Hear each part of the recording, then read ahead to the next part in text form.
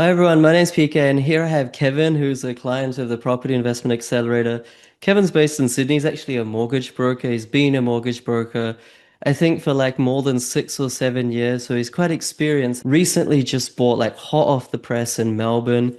He's bought one recently as well in Queensland. We're going to talk about how he's experienced the use of buyer's agents and how it's not all what it's cracked up to be in terms of his first investment property. And then we'll also talk about his other investment properties that have much better potential because he's followed the data, he's become educated. I want to say as well, Kevin's like a really legit sort of person, and that's why I really am going to enjoy doing this episode with him because even before hitting the record button, Kevin said to me that I want to make sure that people know that it's property investing is not all fun and games, that it's not always easy, and that getting to 10 properties is not a walk in the park, and that we have to seek enjoyment or happiness in the process and in the small things, as opposed to just these lofty goals of 100K passive income. So you can see Kevin's very all-rounded. We'll talk about his journey. And also, I want to say that Kevin is actually very good at Taekwondo. And that's kind of really interesting to me because my son does jujitsu. And I always thought Taekwondo was a bit boring because it was a lot to do with kicks, but that's probably very offensive, Kevin. So I apologize in advance. But anyway, Well, congratulations on your portfolio and welcome to the episode. appreciate it. Look, appreciate the warm introduction. You've summarized everything quite nicely. Yeah, I'll have to verse your son sometime in jiu-jitsu. I've actually done some jiu-jitsu myself, so yeah, I'm still a white belt, but I can maybe show him a few moves. And if your son's still young, I might have the weight advantage. So let's see how that goes. Yeah, he's 6, so I think you probably got, a leg up on him, but maybe give him like another 10 years, maybe. I don't know. Wow, 6 and doing jiu-jitsu. He's gonna be a force to be reckoned with. Yeah, I like everyone was for the longest time telling me that jiu-jitsu is the best martial arts modality to gain confidence and actual like combat experience. He used to do karate, but he got super bored with it because it's just like kicks against I don't know, a bag and punches. So we also looked into taekwondo, but he thought, he wants grappling and all that sort of thing. So jiu-jitsu was what we put him in. Yeah, no, that's an awesome choice. Honestly, if I weren't doing Taekwondo, I would probably be doing Jiu-Jitsu. There's just something so physically, like being able to wrestle with someone and show your dominance, but also balance out that I don't want to hurt them. We're just having fun here. There's just something real about that I just love um, about Yeah. Jiu-Jitsu. So, yeah. No, 100%. And I think it promotes problem solving like throughout the actual session because you're constantly having to figure out how to get out of holds, how to get the other person on the defensive. Sure it's the same in Taekwondo. But anyway, before we lose our entire audience by talking about this for the next 20 minutes, I just want to maybe we'll start from the start, right? Like, how did you? I mean, I know to an extent how you got into mortgage broking is it's because of your family. They introduced you and they gave you a head start. But what made you get into property investing? Like, what was the light bulb moment, or what was the genesis of that? Yeah, great question. I guess I've always been when I first started mortgage broking, I got to see people's journeys, helping people build their portfolios. And a lot of my colleagues are property investors, including my uncle, who got me into, mortgage broking in the first place. And I could really see the potential where clients would purchase these properties for 400, 500K, and then 1 or 2, 3 years later down the track, they're able to pull equity, go again. And so this power of leverage, being able to put 10, 20% down and control a large asset base, it was like eye-opening for me. I was thinking, why don't more people do this? This is amazing. So I was really keen to get started in property investing and save up my deposit. Yeah, right, right. And so you did that and you bought your first property in 2021 in Geelong through a buyer's agent. I think buyer's agents own the content airways, and therefore a lot of people, probably most people, consider at least at some point to use a buyer's agent. Why did you choose to work with one? And then after this, I'm going to ask you what your experience was and then what the result was in terms of how that property's performed. Yeah, yeah, great question. So, I guess the main factor for me was time. Being a mortgage broker, as you can imagine, very fast paced, dealing with so many stakeholders. I just thought that I wanted to use a buyer's agent, get into the market quickly. And for me, it was like, I want to see that growth. I've seen these clients grow their portfolio over the last few years. I just want to get into the market. So for me, buyer's agent was the quickest pathway to that. Um, and so, yeah, I think that was in late 2021. And it was funny because that property that we ended up finalizing on, it wasn't the first property. They actually offered a property in Marsden, Queensland, one of those high set Queenslanders that I think has like a second story, and he had a pool up the back. And I was thinking, oh, pool maintenance, that doesn't sound great. Um, and Queensland doesn't have high insurance premiums. Um, so I rejected that one. And funnily enough, that one's, probably grown to, a couple hundred grand in the meantime. And then the second one was a duplex in Caboolture.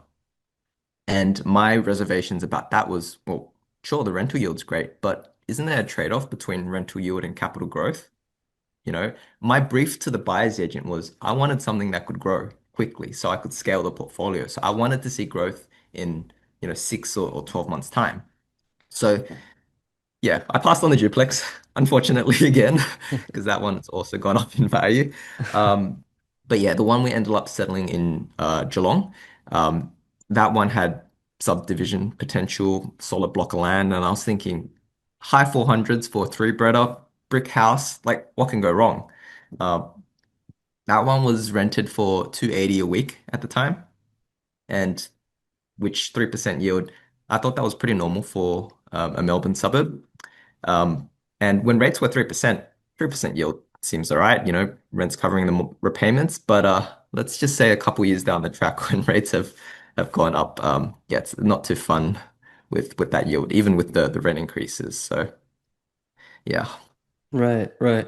And talk to me about the process, and I'm asking these questions not to kind of put down the buyer's agent or anything, but just as a learning exercise, because I think people go into things thinking that a buyer's agent is this kind of mythical creature who will get me unicorns that I can't get myself, and then they will solve all my financial issues and I'll retire in 10 years.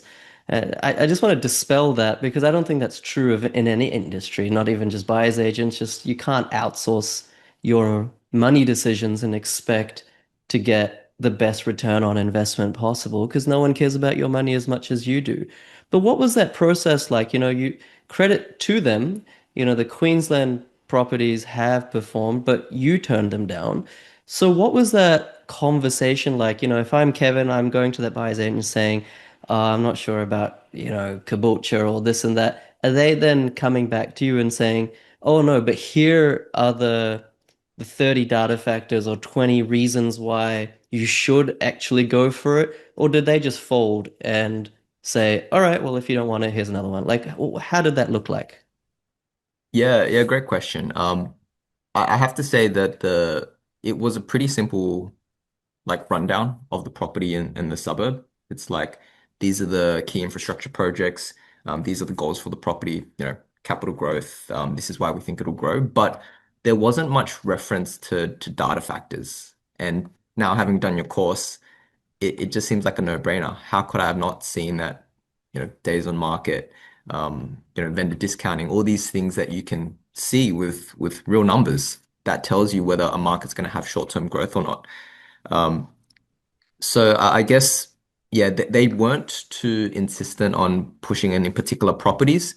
It was more of a, hey, here's a property. Let me know, soon, usually within the next 24 hours if you need if you want to go for this one, because it's not going to be on the market for long. No pressure. Just let me know if you want to proceed. So, I had my reservations and they're like, okay, no worries. We'll let you know when another one pops up. Um, so yeah, that was sort of the situation there. I felt like there was a bit of a disconnect between, I guess, the brief. in terms of what I wanted and the properties they presented me. And I think that a good buyer's agent, they should really take your brief into account. Whether it be you want a low maintenance or a brick home or, a 3 bedroom or whatever it is, they should be able to factor those considerations in. And I think that some of the issues with the bigger buyers agents is you can have the strategy person, and then you can have the person that finds you the property. And sometimes there's a bit of miscommunication or something just doesn't flow through. Um, and so, to your point about no one cares about your money as much as you do, I tell that to my clients all the time. It's like you have to understand that you're going to be the person that is the captain of your own ship. And so while it's good to have an element of trust and you trust your broker, trust your accountant to give you the good advice, I feel like you also have to understand the rationale and the reasons for why they're giving you these recommendations and not just blindly follow. Hmm. Um, so yeah, definitely some learnings from that one. Yeah, no, fair enough. And I think most buyers agents, including the big ones, they normally, as rationale to back up a property suggestion, get like a core logic PDF, which is rebranded in their own logo and colors. And it's got a whole bunch of like information in there, like proximity to the CBD and infrastructure projects, etc. But it's just like this static PDF, and it doesn't actually give you a deductive rationale or reasoning as to why this is the property that will do well or this is the suburb that will do well.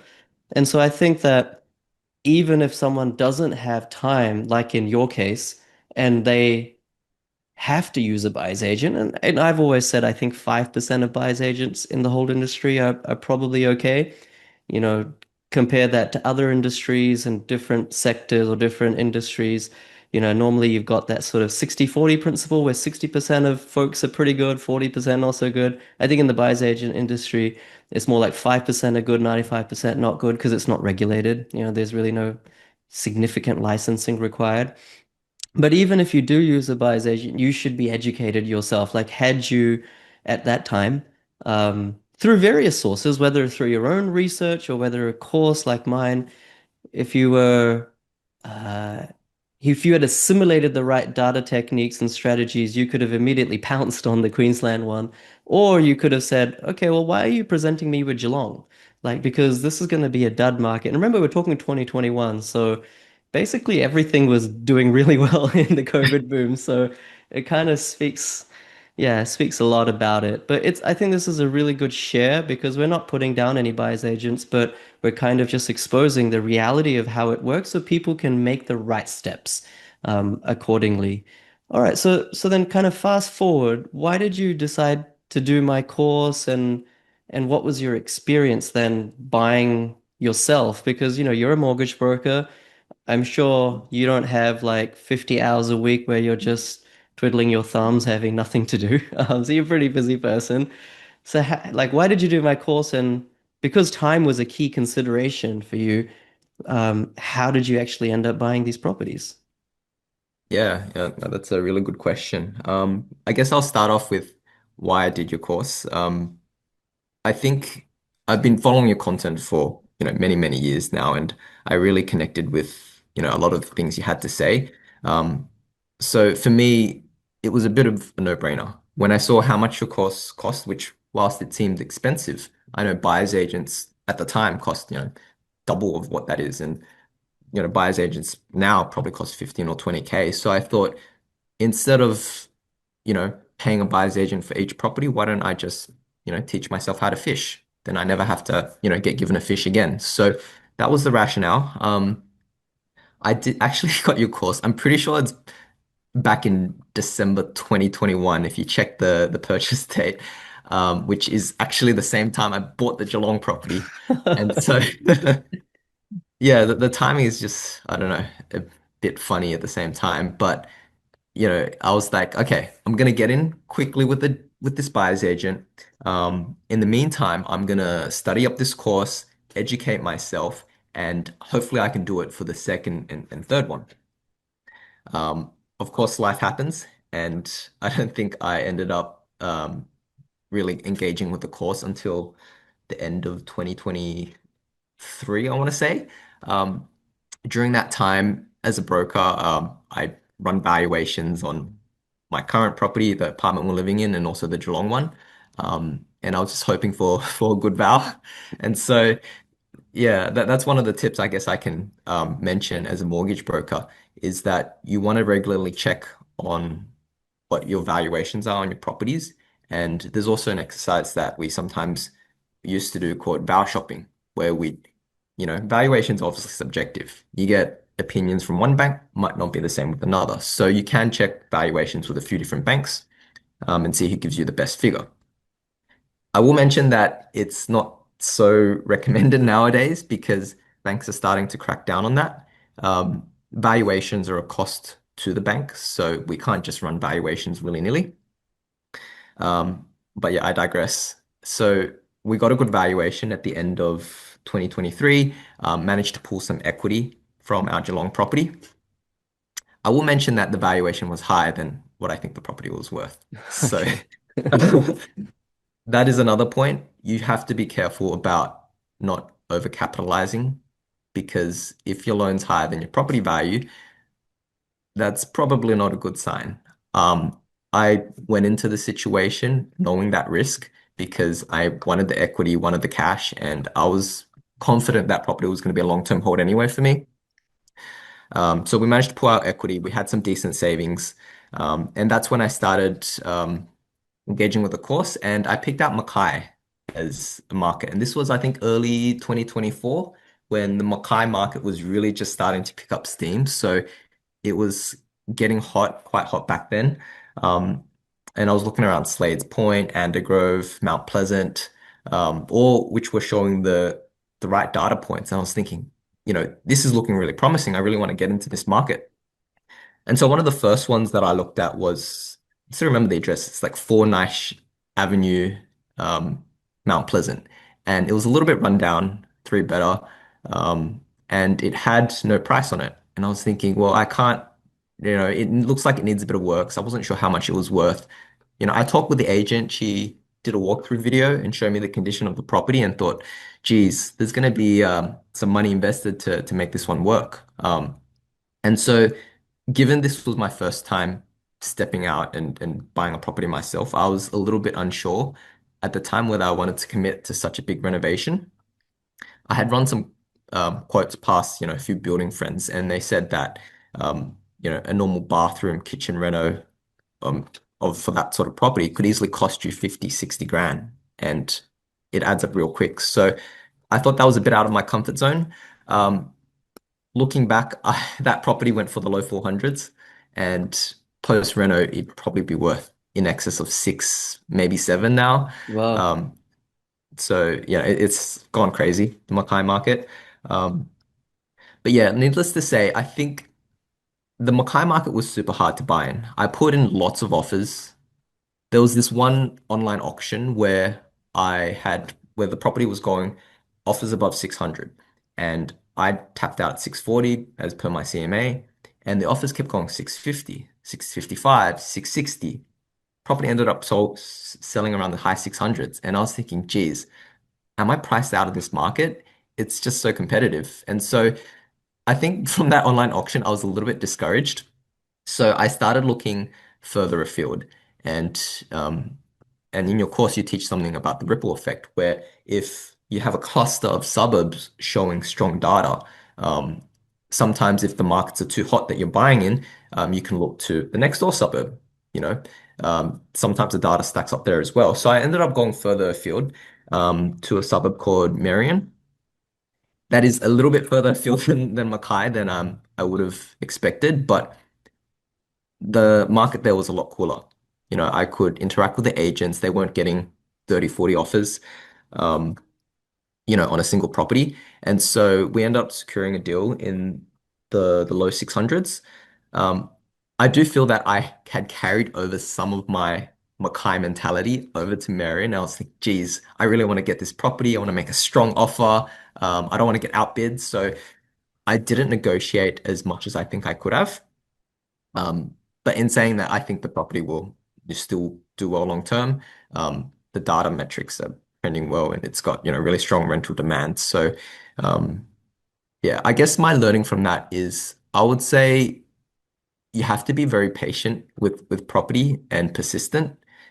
It's very easy to be discouraged, um, especially in these hot markets. And you just have to keep trying. It is ultimately a numbers game.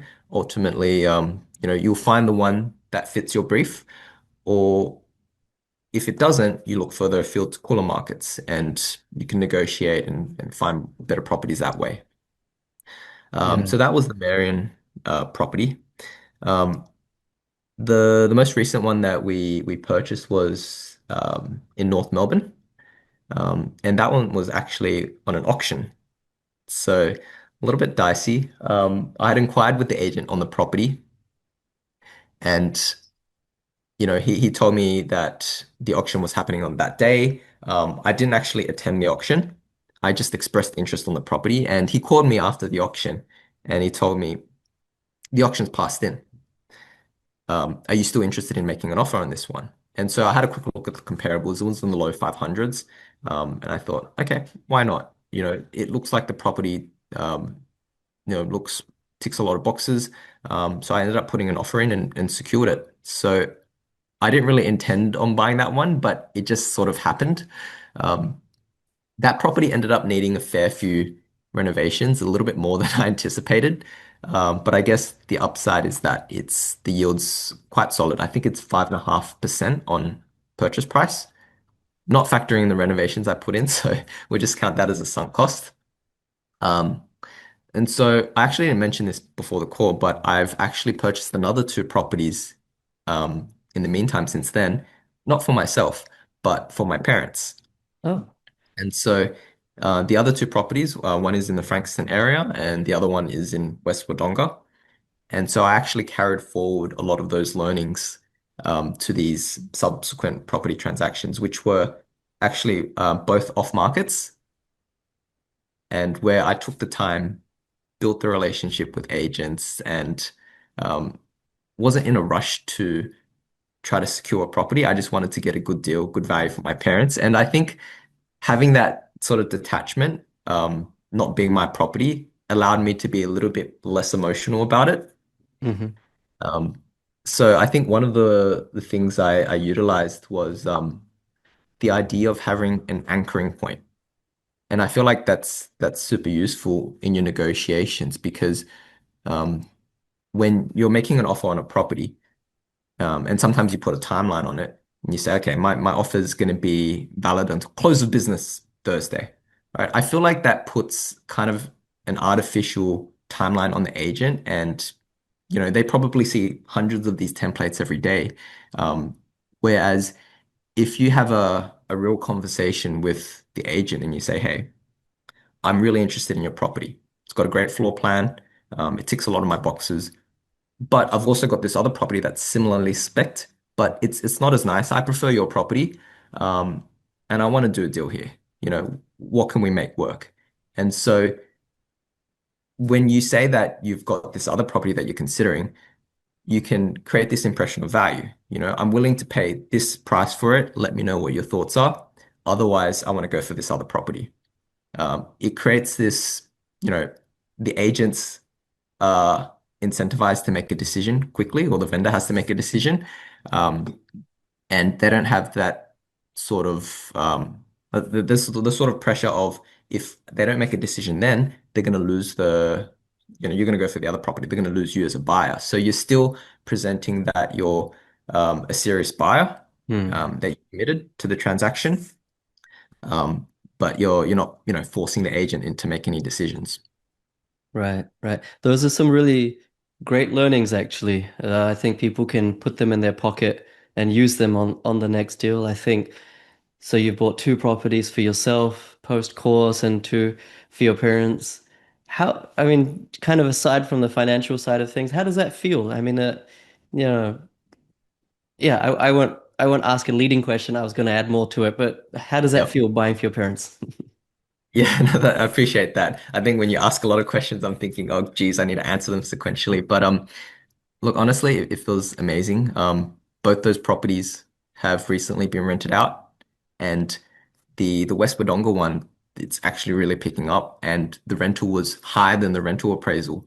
And so, I didn't even realize what a good deal it was, because at the time I was a bit unsure, are we overpaying for this one? And I think there's always that little bit of uncertainty in your mind. And even though you've got the data in front of you, you're still not quite sure. Um, so it's quite validating to know that you can trust the data and that if you've done your research properly, um, that you can make the decision to purchase the property, and mitigating all those risks. So I think it's been amazing, and my parents are, I think they're happy. They've expressed that they're pleased with the purchase. And funnily enough, they keep comparing the agents between the Wodonga and the one in Frankston, and they're thinking, oh, this agent got back to me really quickly. The other agent, there's been an open home, and I haven't heard back within 24 hours. I'm like, Dad, just give it some time. I'm sure they're busy. They'll get back to you. And funnily enough, they did within the next Yeah. days. Anyway, That's really cool. Yeah, I mean, the reason I asked that question is I'm sure it's a really re rewarding feeling to help your folks out like that. I mean, if you were not educated, then I don't know that they may have never bought it, or yeah, I don't know what would have happened. So it's really cool that you've been able to do that. I do want to talk about borrowing capacity and some finance tips, given you are a broker, but I also want to just step back for a second and allow you to kind of share your thoughts. I mean, you've helped so many clients in a mortgage broking capacity, but what are your thoughts on like how much should people focus on their property investing and how have you seen that actually translate into real happiness? I mean, I'm sure you have clients that have large portfolios, maybe much larger than even yours, maybe even mine, right? Um, I want to give you an opportunity to share what I think you're quite passionate about, which I am too, which is not equating financial abundance with true happiness. I call it financial happiness. I think being rich, quote unquote, is great. I think it gives you a lot of yep. financial happiness, but not to be confused with like overall happiness. What are your thoughts on that? Yeah, that's a really interesting one. And it's something that I've thought over and over again over the past, few years. It's that what am I trying to achieve here? You know, do I really want 100K passive income? Is that going to make me any happier? What would I do differently if I had all this money? And honestly, the answer is there isn't much I would do differently. Um, I guess I am privileged in the sense that I'm doing a job that I enjoy doing, helping people achieve their property dreams. But it would just be doing more of the hobbies, doing the things I like, climbing, taekwondo, having a coffee out with friends. And so as long as I had meet that base, I can afford to do that, that's what's meaningful to me. So when I talk to my clients about, what are your goals? A lot of them say 100K, 150K passive income. I'm like, okay, great. That's a number, but what does that really mean to you? Tell me, where do you see yourself in 10 years, right? I really want to try to unpack what their long-term goal is, what their vision is for themselves. And if they don't know what it is, well, try to clarify that. Is it spending more time with family and friends? Is it, doing part-time hours? Is it spending more time volunteering? Right? I think people need to be more clear on what is meaningful to them because money makes you satisfies your needs and to a certain extent, but it doesn't bring you fulfillment in the sense that people think it does. So I think it's really important to take a step back and whilst investing and building your wealth and saving for retirement is important, you got to think about also what matters right now and enjoy the process, enjoy the little things in life, and don't get so caught up in, a bit of a rat race, so to speak. Yeah, no, well said. I think success, in one way to define success at least is, getting everything that you need. Because if you define success as getting everything that you want, wants are unlimited. You may think that your wants are finite, but when you get to a certain point, then your wants also expand. Trust me, I've been there. And it ends up being like a hamster wheel. And it's like, hang on, why am I not happy? I would have killed for the position that I'm in like 10 years ago. But it's like, wants also expand. So I think success cannot be defined by wants as a common denominator. So it's a really good point that you shared. And let's say someone's starting their investment journey, or let's say they've got a couple or a few under their belt, like you.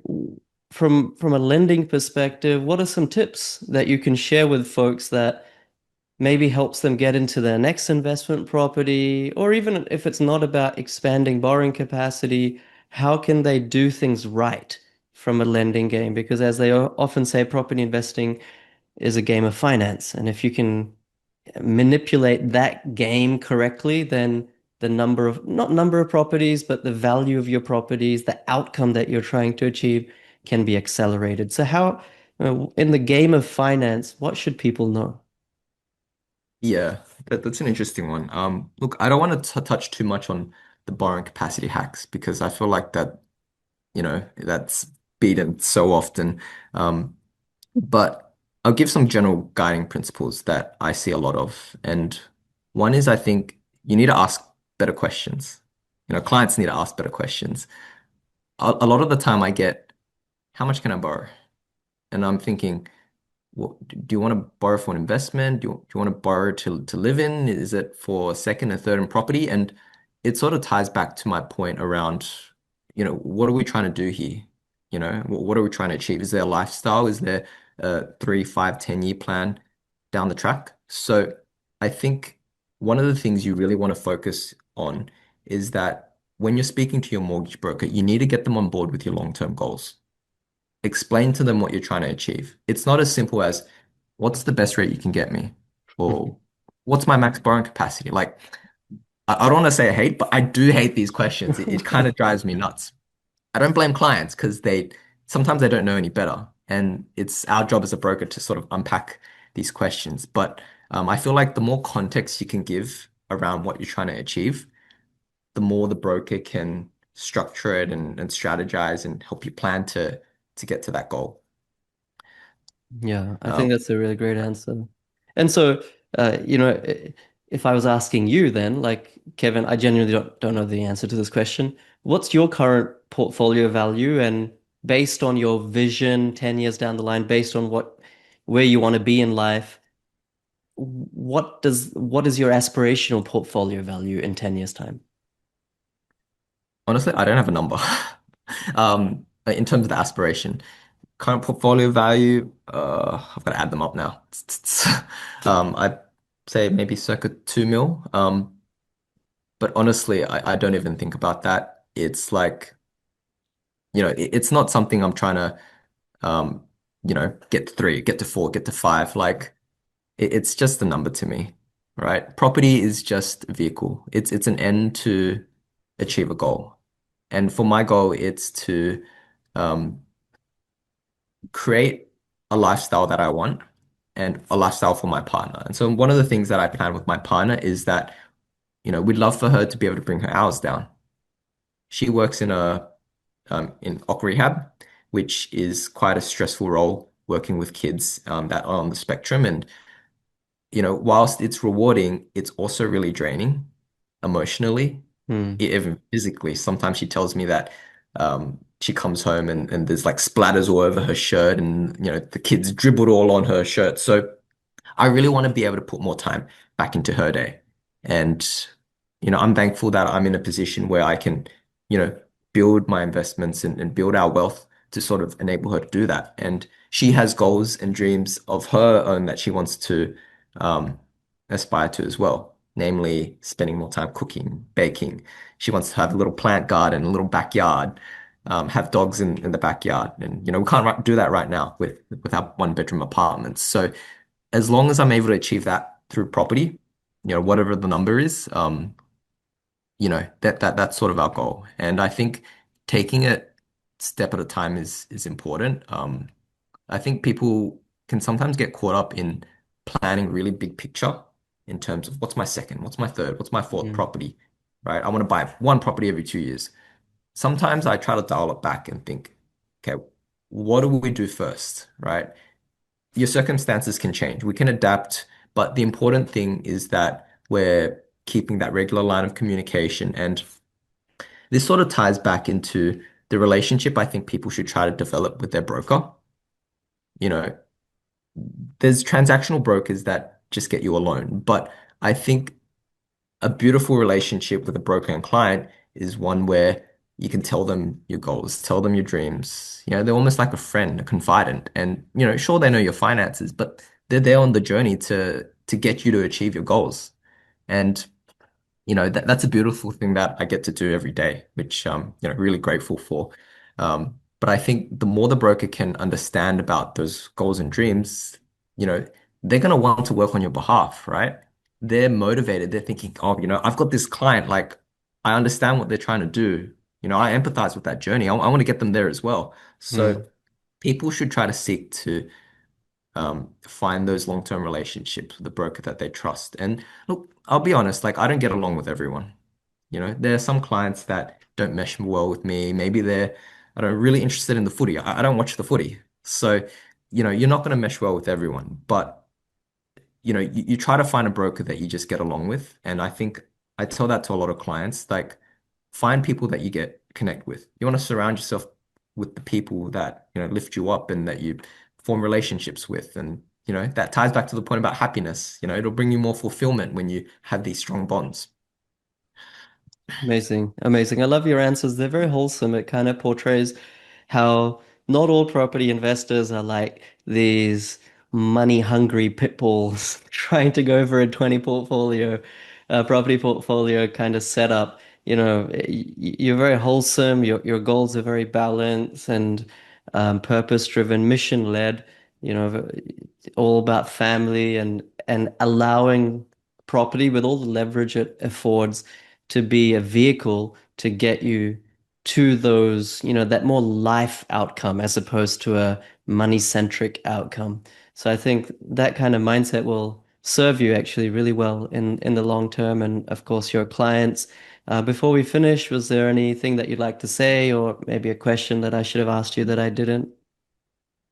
Yeah. I think, I want to stress it that people should try to find their why, their drive to whether it's the reason that they're property investing or the things that bring them happiness and, meaning in life.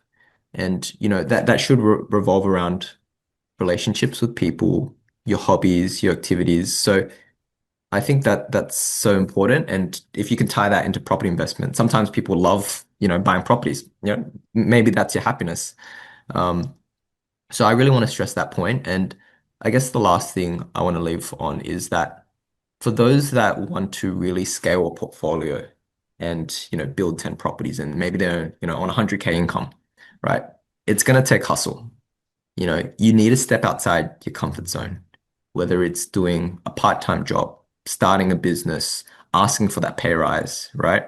If you really want to get there with property investment, it's going to take guts. It's going to take drive and ambition. And, I've got this one client who, he's a teacher on, less than 100K income and somehow he's got four properties.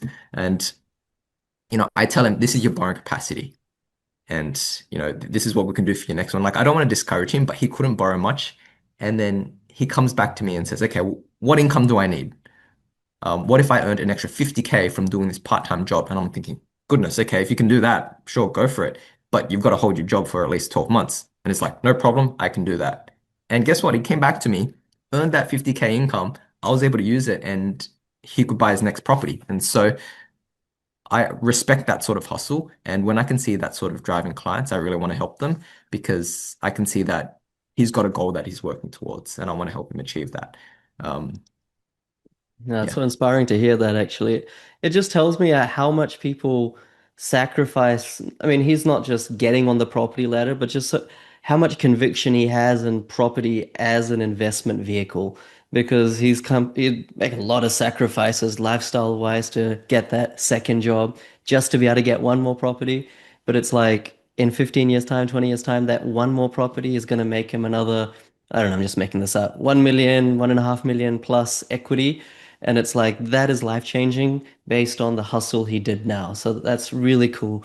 Kevin, we'll wrap it up here. Thank you so much.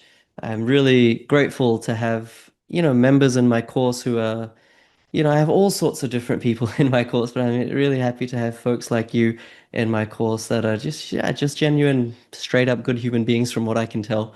Um, Everyone who's watching or listening, Kevin's company is called MLS Finance. You can Google it or something like that. I'll also put his name in the description.